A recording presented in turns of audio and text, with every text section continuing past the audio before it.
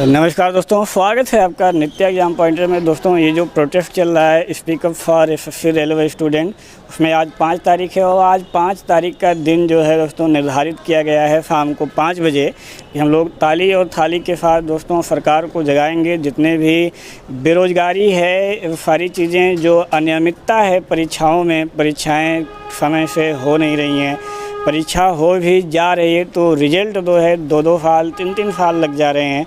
अगर रिज़ल्ट भी आ जा रहे हैं उसके बाद भी 2-2 साल में बीत जा रहे हैं दोस्तों, नियुक्तियां भी नहीं हो पा रही हैं। तो इसके लिए हम लोग पिछले लगातार 4-5 दिनों से इसके लिए प्रोटेस्ट कर रहे हैं।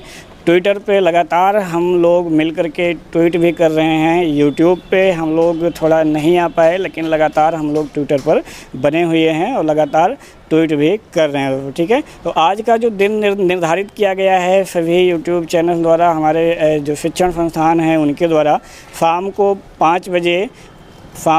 5 बजे आपको छत पे आकर बाहर आकर के ताली और थाली बजा करके सरकार को हमें नींद से जगाना है। ठीक है, तो इसके लिए आज हम सभी लोग इकट्ठा हुए हैं। हमारे कुछ सहयोगी हैं और यहाँ पर कुछ स्टूडेंट भी आए हुए हैं। आइए हम लोग जानते हैं, उनकी थोड़ी सी राय लेते हैं और पूछते हैं कि उनकी क्या राय है। दोस्तों, वैसे तो आज हम लोगों ने भीड़ को बहुत अवॉइड किया है। बहुत सारे स्टूडेंट इकट्ठा होना चाहते थे, लेकिन हम लोगों ने अवॉइड किया है कोरोना के चलते। ठीक है कि भीड़ कम से कम इकट्ठा हो, लेकिन फिर भी कुछ लोग आ गए हैं, वो अपनी बात रखना चाहते हैं। ये जो सरकार है, कोई भी एग्ज़ाम 3 साल 4 साल बीत जा रहे हैं, फाइनल नहीं हो रहा है। एसएससी का, रेलवे का, कोई भी एग्ज़ाम हो वो टाइम से नहीं हो रहा है। एग्ज़ाम हो भी रहा है तो पता चल रहा है रिज़ल्ट नहीं आ रहा है, ज्वाइनिंग नहीं हो रही है, सब लोग परेशान हैं। हम लोगों की बस एक ही सरकार से अपील है कि वो सिस्टम में ऐसा कुछ सुधार करे जिससे time to time exam conduct हो सके और फेयर तरीके से एग्ज़ाम हो, उसका रिज़ल्ट टाइम से आए और ज्वाइनिंग हो। जो युवा है, बेरोज़गार युवा, वो जो परेशान है, उनकी परेशानी कम हो कुछ। अगर जो मिडिल क्लास फैमिली से बच्चे आते हैं वो सबसे ज़्यादा परेशान हैं। क्यों? क्योंकि उनके पास एक ही साधन है कि वो पढ़ाई करें और पढ़ाई करके कुछ नौकरी पा जाएं, कोई भी नौकरी जिसमें उन्हें 25-30 हज़ार, जिससे उनकी दैनिक चर्या जो है वो अच्छे से चल सके। ठीक है, तो आज हम लोग 5 बजने वाले हैं, हम लोग इकट्ठा हुए हैं। आज हम लोग ताली और थाली के साथ में, जैसा कि आप लोगों को सबको ज्ञात है, ताली और थाली के साथ में सरकार को जगाने की एक छोटी सी कोशिश करते हैं। और अगर आप लोगों का सहयोग रहा तो ज़रूर सरकार जगेगी और सिस्टम में सुधार होगा और सारे एग्ज़ाम अच्छे तरीके से होंगे। ठीक है, चलिए और लोगों की, जो कुछ स्टूडेंट इकट्ठा हुए हैं, उनकी बातों को भी, उनकी राय को भी हम लोग देखते हैं। दोस्तों, हिंदुस्तान युवाओं का देश है कहा जाता है।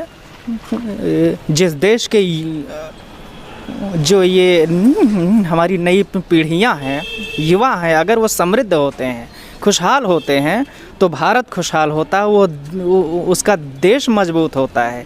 लेकिन आज क्या स्थिति है इस हिंदुस्तान के युवाओं की, आप सुन रहे हैं, देख रहे हैं। उसके साथ साथ हमारे देश के युवा विभिन्न माध्यमों से इस देश की सेवा कर रहे हैं, इस देश को समृद्ध बना रहे हैं। चाहे IPS, IAS, बैंकिंग, विभिन्न प्रकार की तैयारियां वो करते हुए इस देश को विकासशील से विकसित राष्ट्र की ओर बढ़ा रहे हैं। लेकिन उसके साथ साथ कहीं न कहीं कलाकारों की भी एक पीड़ा है कि जो कलाकार 10 साल साधना करके फिर जाके जागरण में बजाता है, भारतीय शास्त्रीय संगीत कहाँ जाएगी?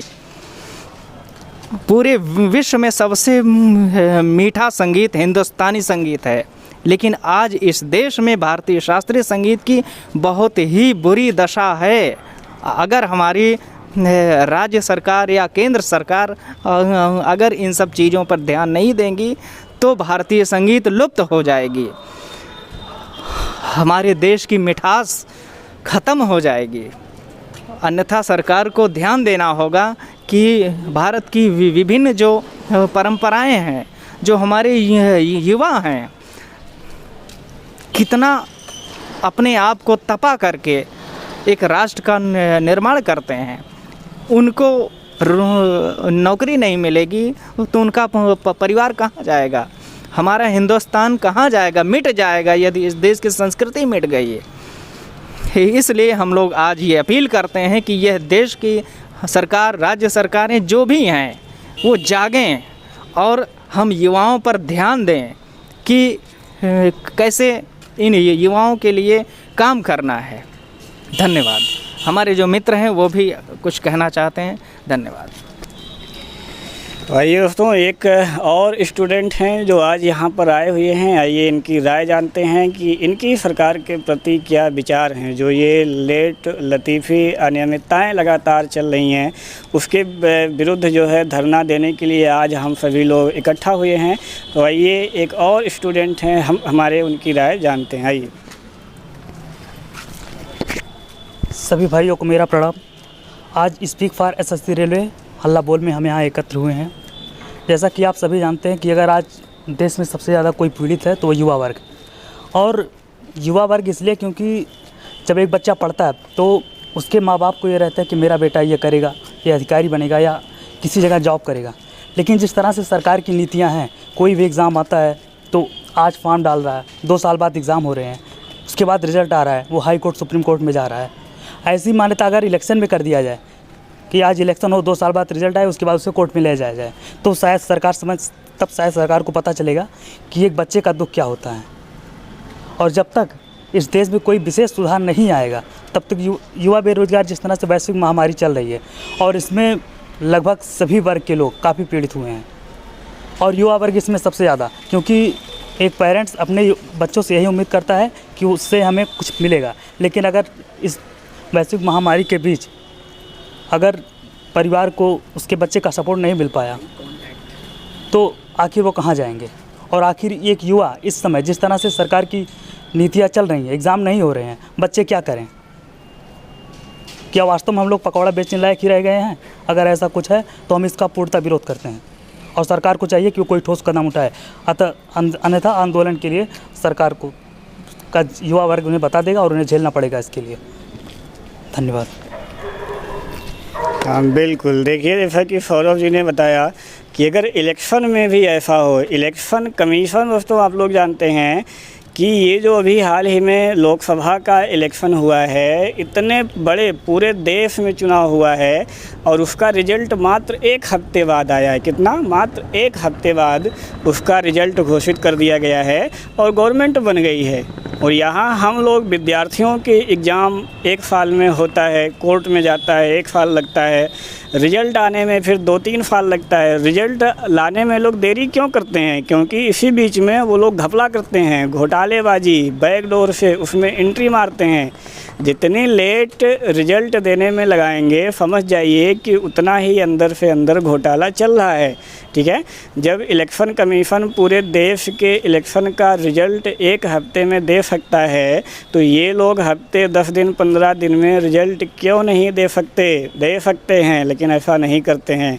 हम युवाओं को बेवकूफ़ समझ करके बैठे हैं क्योंकि युवा कुछ बोलती ही नहीं है।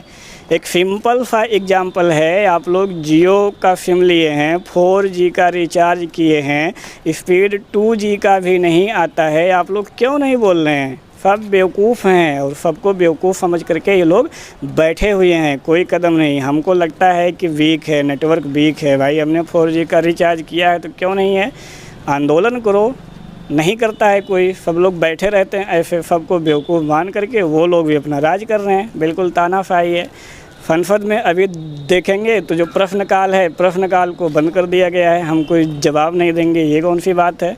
लोकतंत्र का जो आधार है भाई, कार्यपालिका पर जो विधायक पालिका का नियंत्रण है वो किसके माध्यम से है? प्रश्नकाल है, निंदा प्रस्ताव है, अविश्वास प्रस्ताव है। ये सारी चीज़ें में जब नहीं रहेंगी तो यानी कि कार्यपालिका पर से नियंत्रण पूरा ख़त्म। यानी कि ये क्या है? हाँ बिल्कुल मनमानी कर रहे हैं, पूरी तरीके से तानाशाही कर रहे हैं। ठीक है, जब ये लोग संसद में ऐसा कर रहे हैं तो छात्रों के साथ तो बिल्कुल करेंगे। ठीक है, इसलिए युवा वर्ग को आज चाहिए कि वो जागे और आंदोलन करे इन सब के खिलाफ, ठीक है। आपका ये अधिकार है और आप आंदोलन करके इस अधिकार को लीजिए, ठीक है, बैठिए बिल्कुल मत। तो चलिए इसी कड़ी में हमारे एक और स्टूडेंट जो है यहाँ पर आए हुए हैं, आइए देखते हैं इनकी भी कुछ दुख दर्द और पीड़ा है जो ये बताएंगे। आइए। जी, जैसा कि अभी आप लोगों को बताया गया कि हम लोग ताली और थाली 5 बजे बजाएंगे, बिल्कुल हाँ हम बजाएंगे, क्योंकि सरकार का कहना था जब कोरोना आया था कि ताली और थाली 5 मिनट तक बजाइए। हम लोग तब भी बजाए थे। अगर कोरोना ख़त्म हो सकता है तो क्या नहीं ख़त्म हो सकता है बेरोज़गारी? हम बेरोज़गारों की पीड़ा है, जब तक हमारी मांगें नहीं पूरी होगी तब तक हम यूँ खड़े रहेंगे। हमारी मांगें पूरी की जाए, जो पदों को कम किया जा रहा है धीरे धीरे उनको किया जाए, जो निजीकरण किया जा रहा है अगर निजीकरण किया जाएगा तो हम लोग एक उच्च स्तरीय ज्ञानवान व्यक्ति होकर भी एक 5,000 रुपये की नौकरी प्राइवेट में करेंगे, जो जानवर की तरह कार्य करवाएंगे और उनको तनख्वाह कम से कम दिया जाएगा। हमारी मांगें पूरी हो, निजीकरण कम हो, वैकेंसियाँ समय समय पर आए और उनको उचित समय पर पूर्ण किया जाए, उनकी नियुक्ति जल्द से जल्द करवाई जाए। धन्यवाद। हाँ बिल्कुल, बहुत अच्छी बात। अभी देखिए कि निजीकरण, सरकार का तर्क क्या है कि निजीकरण प्राइवेटाइजेशन कर दिया जाएगा तो लोग काम करते हैं, ठीक है। आप लोगों ने गांव में सुना होगा, एक फार्मर, किसान का बेटा जब नालायक निकलता है तो क्या करता है, वो खुद से काम नहीं करना चाहता है और वो खेतों को गल्ला, आप लोग जानते होंगे, दूसरों को दे देगा कि वो जोतेगा, बोएगा और हमको खाने के लिए ला करके दे देगा और हमारा काम चलता रहेगा। वही काम गवर्नमेंट कर रही है। खुद जब नाकामयाब हो गई है तो वो प्राइवेट हाथों में सौंप रही है। अरे भाई, खुद नाकामयाब क्यों हो, इसका भी तो रीज़न बताओ। खुद नाकामयाब क्यों हो? अभी आज तक आपने सुना, जब से ये गवर्नमेंट आई है तब से किसी सांसद, विधायक, कोई भी जो अधिकारी है उनके खिलाफ कोई एक्शन हुआ? बिल्कुल नहीं हुआ। आप एक्शन तो कोई ले नहीं रहे हैं और विदाउट एक्शन आप सोच रहे हैं कि प्राइवेटाइजेशन कर दो और ये भ्रष्टाचार ख़त्म हो जाए, तो आप एक्शन भी तो लो। एक्शन लो, सारे अपने प्रयास करो, जब ना ख़त्म हो तब आप प्राइवेट हाथों में सौंपो। कोई एक्शन नहीं लिया गया आज तक। आप लोगों में से किसी ने भी नहीं सुना होगा कि किसी के खिलाफ कोई एक्शन लिया गया।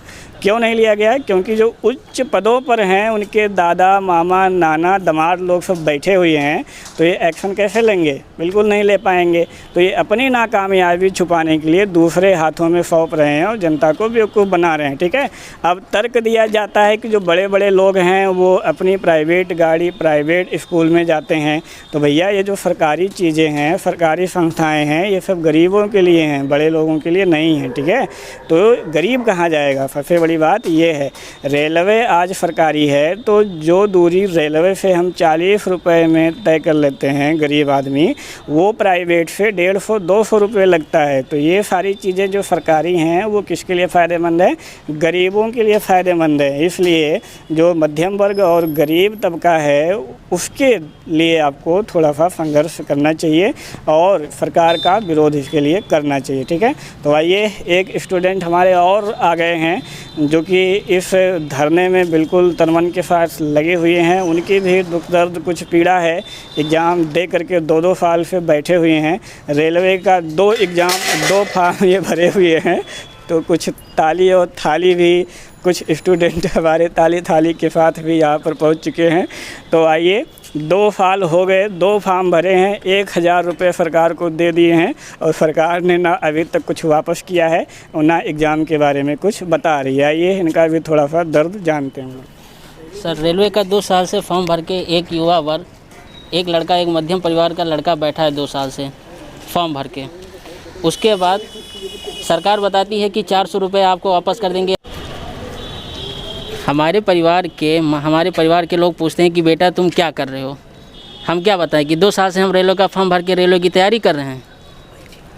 उसके बाद ये बताएं कि हम बैठे हैं, बेरोज़गार हैं। हम क्या जवाब दें अपने माता पिता को? सरकार वेंडर ही नहीं क्लियर कर पाई है अभी तक, तो सरकार पेपर कब कराएगी? एक फॉर्म भर के हम 10 साल इंतज़ार करें? क्या सरकार इसी तरह कोई चुनाव करा के 10 साल तक इंतज़ार कर सकती है? और कर सकती है तो सरकार भी करे, हम भी तैयार हैं। और नहीं कर सकती है तो हम भी तैयार नहीं हैं। हमें भी हमारा रेलवे का, एसएससी का तुरंत का तुरंत रिजल्ट, तुरंत का तुरंत हमें सब कुछ क्लियर चाहिए। हाँ बिल्कुल बिल्कुल, कोई भी सरकार 10 साल तक इंतज़ार नहीं कर सकती। सरकार इंतज़ार कहाँ करती है, सरकार का जो रिज़ल्ट है वो तो एक हफ्ते में निकलता है भाई। कभी एक हफ्ते से ज़्यादा लगा हो तो बताओ, नहीं लगता है। हम लोग सत्यार हैं ना, फालतू हैं, बेकार हैं, कोई बोलने वाला नहीं है, तो लगाए रहो 7 साल तक, कोई बोलने वाला नहीं है। बल्कि सरकार का एक हफ्ते में रिजल्ट निकल जाता है और पीएम साहब बन जाते हैं तुरंत, ठीक है। बाकी बच्चे 7 साल से यहाँ जूझ रहे हैं, मर रहे हैं, उनके लिए कोई मतलब नहीं है। तो आइए हमारे फ्रेशर सर कुछ और बोलना चाहते हैं, आइए देखते हैं। आप लोगों ने देखा होगा किस तरह से हमारे युवा वर्ग का गुस्सा दिख रहा है, और ये तो मुझे लगता है अभी शुरुआत है। अगर सरकार ने इसको बहुत सेंसिटिव तरीके से नहीं लिया, कुछ इस पे सही कदम नहीं उठाए, तो अभी ये और भड़केगा गुस्सा, क्योंकि युवा वर्ग एकदम परेशान हो चुका है, तब उसने ये कदम उठाया है, ठीक है। और मेरा एक प्रश्न है, अगर कोई सिस्टम का व्यक्ति इस वीडियो को देखे तो वो ज़रूर समझे और प्रयास करे कि वो आगे इस बात को पहुंचाए। सरकार से मेरा सबसे बड़ा प्रश्न ये है कि अगर एक चुनाव होता है, उसका रिज़ल्ट आ जाता है और नेता बन जाते हैं, शपथ ग्रहण कर लेते हैं, और चुनाव के बाद ये सारा प्रोसीजर 1 महीने के अंदर हो जाता है, तो कोई भी एग्ज़ाम जब नोटिफिकेशन आया, फॉर्म फिल हुआ, उसके बाद कोई भी एग्ज़ाम होने में, उसका रिज़ल्ट आने में और फिर ज्वाइनिंग में 3 साल 4 साल क्यों लग रहे हैं? क्यों नहीं सरकार इसके प्रति जागरूक हो रही है? क्यों सही समय पे वो ज्वाइनिंग नहीं दे रही है, रिज़ल्ट नहीं निकाल रही है? ऐसा क्यों हो रहा है? ठीक है, तो ये अभी बहुत छोटे लेवल पे जो है प्रोटेस्ट शुरू हुआ है, और ये बहुत बड़े लेवल पे जाएगा। सरकार को इस पर ध्यान देना चाहिए और उसे कोई सही कदम उठाना चाहिए, क्योंकि मोदी जी हमारे प्रधानमंत्री जो हैं, आपके ऊपर पूरे युवा वर्ग की निगाहें लगी हुई हैं। आप अब तो कुछ सही कदम, ठोस कदम उठा लीजिए, जिससे कि एक युवा इतना ना परेशान हो कि पता चले। अभी आपने सुना कुछ लोग कह रहे थे हम दिखा देंगे, बहुत लोग ऐसे दिखा रहे हैं, बता रहे हैं कि आने वाले चुनाव में हम दिखा देंगे कि युवा की ताकत क्या है, ठीक है। तो मैं चाहता हूँ कि आप इस पे ध्यान दें और कुछ सही कदम उठाएं और जो कमियां हैं सिस्टम की उसको सुधारें। धन्यवाद। इसी के साथ हम अपनी बात को समाप्त करते हैं, और एक स्टूडेंट है वो कुछ कहना चाहता है, इसको भी सुन लेते हैं। हमारा तैयारी करने वाले जो सिविल सर्विस के स्टूडेंट हैं, उनको एक नसीहत है कि आगामी परीक्षा के लिए सुशांत सिंह राजपूत से रिलेटेड क्वेश्चन तैयार कर लें, क्योंकि हमारे देश की जो मीडिया है ये केवल उसी को दिखा रही है। और अब की बार परीक्षा में 7 क्वेश्चन सुशांत सिंह राजपूत से, 10-12 रिया से आएंगे, और बाकी CBI और महाराष्ट्र पुलिस, मुंबई और बिहार पुलिस से इसी क्वेश्चन आने वाला है। इन शब्दों के साथ मैं अपनी गाड़ी को विराम देता हूँ। जय हिंद, जय भारत।